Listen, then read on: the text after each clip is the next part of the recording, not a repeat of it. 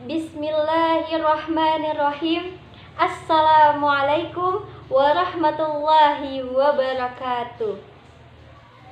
Alhamdulillahi nahmaduhu wa nasta'inuhu wa nastaghfiruhu wa na'udzu billahi min sururi anfusina wa min sayyiati a'malina.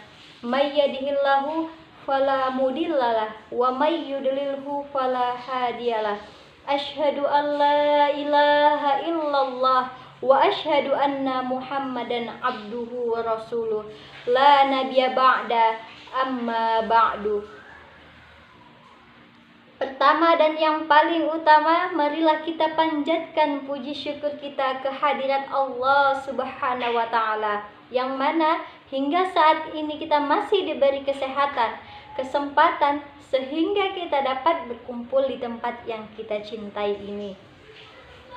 Tak lupa pula sholawat dan salam kepada junjungan Nabi besar kita, Nabi Muhammad Sallallahu Alaihi Wasallam, yang telah membawa kita dari zaman kegelapan ke zaman yang terang benderang, yang diterangi oleh iman dan Islam.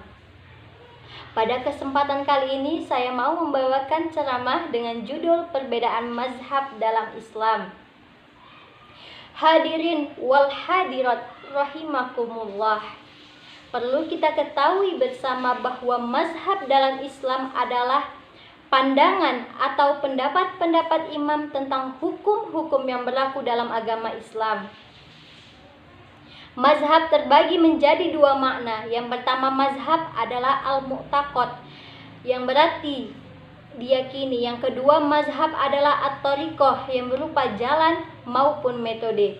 Dapat kita pahami bersama bahwa mazhab adalah sesuatu yang diyakini atau berupa jalan maupun metode untuk kita bagaimana kita memahami hukum-hukum yang berlaku dalam agama Islam.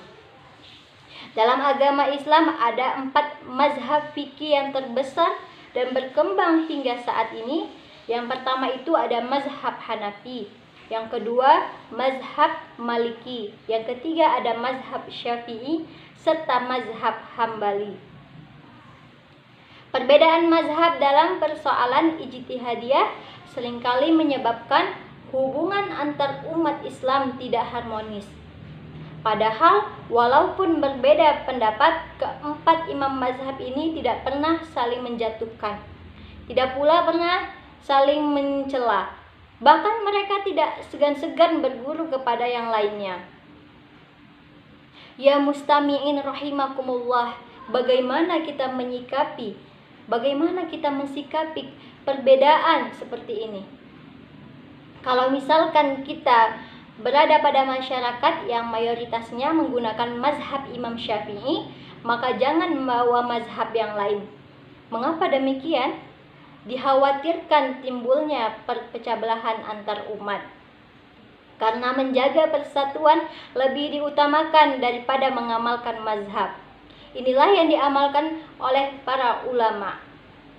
Perbedaan pendapat dalam membaca basmalah ketika sholat. Mazhab Syafi'i bacaan basmalahnya dijaharkan. Mazhab Hanafi dan mazhab Hambali bacaan basmalahnya disirkan. Sedangkan mazhab Maliki tidak membaca basmalah. Ketiga pendapat ini dipakai di seluruh dunia, tidak saling memaksakan karena semua ahlu sunnah wal jamaah. Tidak ada perkelahian dan tidak ada permusuhan.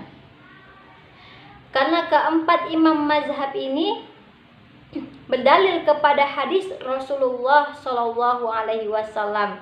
Keempat imam mazhab ini sepakat bahwa sholat wajib membaca surah Al-Fatihah. Kama qala Rasulullah Shallallahu Alaihi Wasallam, la sholata liman lam yaqra bi Fatihatil kitab. Tidak sah sholat seseorang jika tidak membaca surah Al-Fatihah. Kadang ada kalanya kita satu pendapat, ada kalanya pula kita berbeda pendapat. Maka jika kita berbeda pendapat, hendaklah kita saling menghargai perbedaan pendapat, selagi tidak bertentangan kepada hadis Rasulullah Shallallahu Alaihi Wasallam. Maka dalam masalah-masalah yang telah kita sepakati, marilah kita berlapang dada. Adapun yang telah berbeda, marilah kita menerima perbedaan. Semakin banyak kita membaca kitab, semakin minim kita menyalahkan orang.